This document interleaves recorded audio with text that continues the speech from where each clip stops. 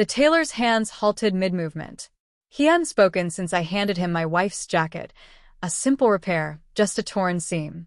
She didn't even know I brought it here. I only wanted to fix it before she noticed. Something small. Something thoughtful. He reached into the pocket to check for pins, but then he stopped. The whole room seemed to contract around us.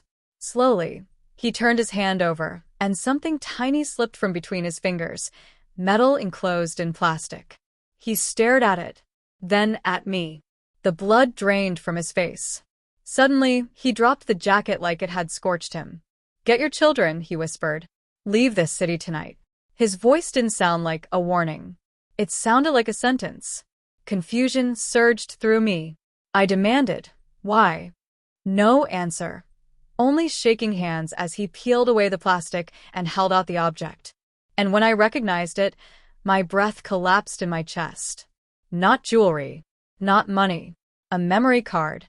Blood-smeared. Labeled in her handwriting.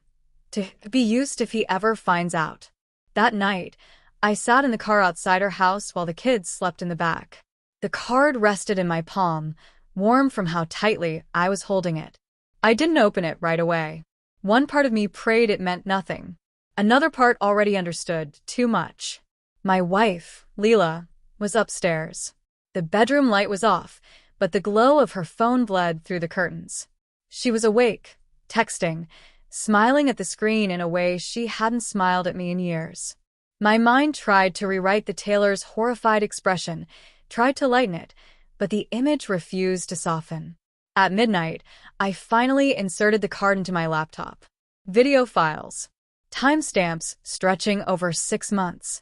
In the first recording, she sat on our bed, crying and speaking to someone behind the camera, her voice trembling.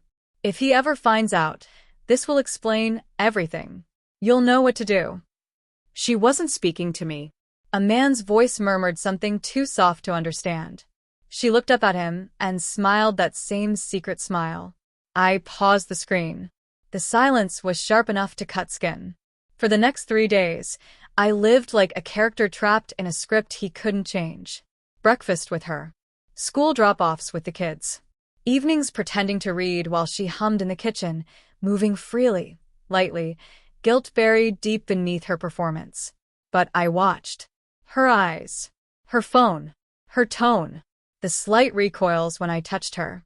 The laughter that died when I entered the room. Late at night, I checked her phone, everything wiped. Calls from unknown numbers. One number kept returning, a prepaid SIM, untraceable. Then I heard that same number spoken in the background of a video, a voice, half laughing, half whispering. A voice I knew.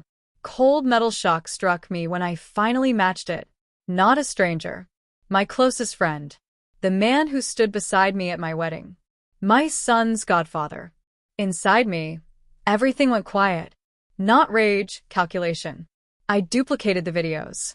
Stored them on multiple drives. Labeled them carefully. Then I waited. Friday evening, she came home late. "Out with friends," she said. I told her the tailor called and needed her jacket returned. A heartbeat of panic flickered across her face. Just one. But I saw it. Dinner was silent. The kids chattered. We smiled, masks locked in place. When the children finally slept, I played one of the videos on the television. Loud enough for her to hear her own voice before she turned. "If he ever finds out," her hand flew to her mouth. She whispered my name like a prayer already denied. "Please, I can explain." "No," I said, calm, steady, unmoving. Her face folded, panic, guilt, disbelief, collapsing all at once. I paused the video. Her frozen smile, for another man, stared back at her. We stood like statues, her trembling, me entirely still. Then I walked away. Morning arrived with her belongings stacked in neat boxes by the door. Her phone, laptop, bank cards replaced with one flash drive, containing every secret she tried to hide. She didn't speak. Tears fell silently as she carried her life into her car. I had already sent copies of everything to her lover's wife. No threats. No notes. Just truth, clean and merciless. By nightfall, Both of their carefully crafted worlds had collapsed. I didn't need to witness it. I just sat by the window, listening to my children laugh in another room. Her car rolled away, taking the last remnant of who I had been with it. A month has passed. The house feels cleaner without her perfume clinging to the air. Sometimes my daughter asks when mommy is coming back. I tell her soon. Not because it's true, but because small lies protect children from devastating truths. Every night, I revisit that moment in the tailor shop. His shaking hands. His terrified whisper that split my life in half. Get your children. Leave this city tonight. Back then, I didn't understand. Now I do. Some people hide weapons in their pockets. Others hide intentions under love. Both can kill, just in different ways. And what I discovered that day wasn't meant for me to find. It was meant to destroy me.